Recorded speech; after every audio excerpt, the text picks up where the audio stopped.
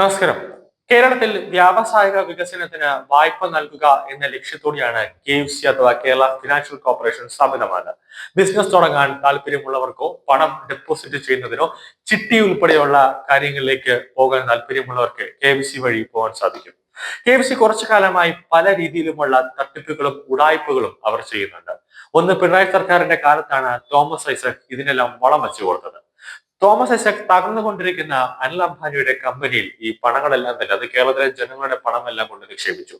പൂട്ടിപ്പോകുമെന്ന് അറിഞ്ഞിട്ടും അനിൽ അംബാനിയുടെ RCFL Kerala financial corporation 60.80 കോടി രൂപ നിക്ഷേപിച്ചതിന് പിന്നിൽ ചരട് വലിച്ചത് പ്രമുഖ CPM വനിതാ നേതാവിന്റെ മകനാണെന്നാണ് സൂചനകൾ. ഈ ഇടപാടിൽ അഴിമതി ആരോപിച്ച് പ്രതിപക്ഷ നേതാവ് VD സതീശൻ രംഗത്ത് വന്നിരുന്നു. ഇതിന് പിന്നാലെയാണ് ചട്ടവിരുദ്ധമായി പലതും നടന്നുവെന്ന സൂചനകളും പുറത്തു വരുന്നത്. അനിൽ അംബാനിയുടെ കമ്പനിയിൽ ആദ്യം പണം നിക്ഷേപിക്കുകയായിരുന്നു. അതിനുശേഷമാണ് KMCയുടെ ബോർഡ് യോഗത്തിൽ ഈ വിഷയം അവതരിപ്പിച്ചതും അനുമതി നേടിയതും. അതായത് പണം ഇട്ട ശേഷമാണ് ഇക്കാര്യം ബോർഡിന് മുന്നിൽ എത്തിയതെന്നത് സാരം.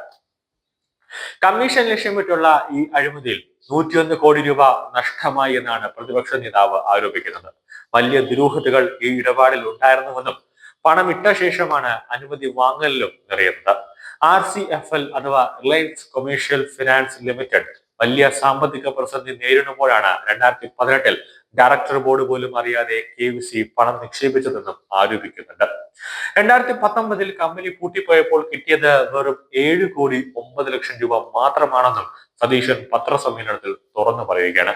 ഇതിന് പിന്നാലെയാണ് കേരള ഫിനാൻഷ്യൽ കോർപ്പറേഷനിലെ CPM നേതാവിന്റെ മകനാണ് ഈ നടപടിക്ക് ചുക്കാൻ പിടിച്ചതെന്നും വ്യക്തമാവുന്നത്.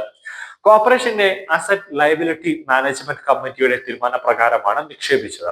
2015 മുതൽ 2018 വരെ അനിൽ അംബാനിയുടെ വ്യവസായ സ്ഥാപനങ്ങളെല്ലാം ഗുരുതരമായ സാമ്പത്തിക പ്രതിസന്ധിയിലാണെന്നും ധനകാര്യ പ്രസിദ്ധീകരണങ്ങളിൽ വാർത്ത വന്നുകൊണ്ടിരിക്കുകയാണ് ഈ നിക്ഷേപം നടത്തിയതും എന്നതും വലിയൊരു തട്ടിപ്പ് ഇതിൽ ശ്രദ്ധേയമാണ്.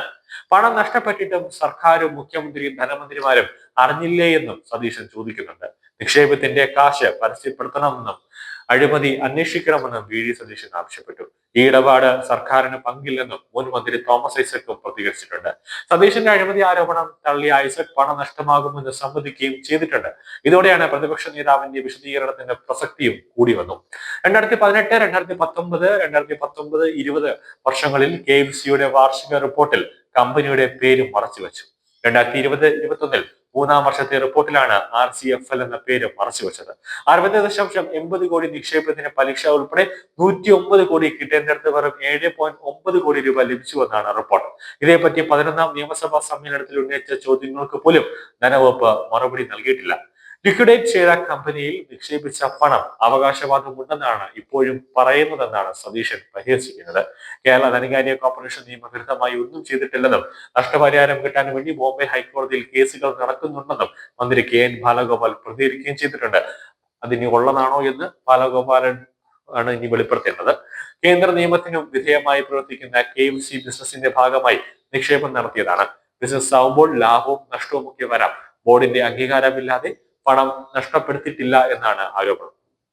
എന്തായാലും അനിൽ അംബാനിയുടെ കമ്പനിയിൽ ഒരു 60.80 കോടി രൂപ നിക്ഷേപിച്ചത് വഴി വലിയ രീതിയിൽ ഒരു കള്ളപ്പണം ഇതിനകത്ത് ഒഴുകിയിട്ടുണ്ട്. അതായത് വലിയ രീതിയിൽ ഒരു കമ്മീഷൻ സർക്കാരിന് കിട്ടിയിട്ടുണ്ട് എന്നത് യാഥാർത്ഥ്യമാണ്.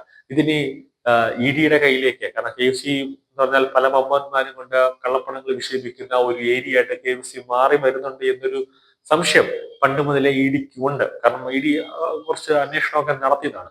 അപ്പോൾ ഇതും അങ്ങനെയാണോ എന്നൊരു സംശയമാണ് ഇപ്പോഴും നിൽക്കുന്നത്.